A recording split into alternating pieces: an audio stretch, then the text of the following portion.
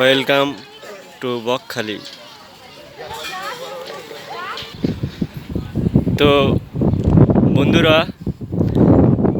দীঘারই মতন বকখালি। দীঘা ভালো কি বকখালি ভালো, কমেন্টে তোমরা বলবে। এখানে দীঘার মতন সব কিছু দিনে। বাড়ি কোথায় তোমাদের? এই তো সোনারপুর। তাহলে পাশেরই গ্রাম ভাঙড়। তো পাশের গ্রামের ছেলেদের সাথে দেখা হয়েছিল। তো আমি বারবার একটা কথা কেন বলছি যে দীঘার থেকে বকখালি ভালো, মানে দীঘায় যে খারাপ সিনগুলো হয় বা খারাপ ড্রেস পরে ঘোরে, এখানে সেইগুলো নেই কো, ওই জন্য কথাটা বললাম।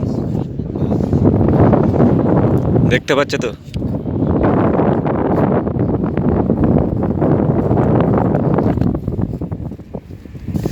তো তোমরা কমেন্টে বলবে এবং সাবস্ক্রাইব করে দিও ভিডিও দেখে যদি ভালো লাগে। আমি 100-র ভেতরে 80% শিওর বকখালি ভালো দীঘার থেকে। ওখানে ফ্যামিলি নিয়ে গেলে অনেক ফ্যামিলি আছে, মান সম্মানে পড়ে যায়। এখানে আসো তোমরা, সেটা হবে না গো। আসো তোমরা, খুবই ভালো লাগবে।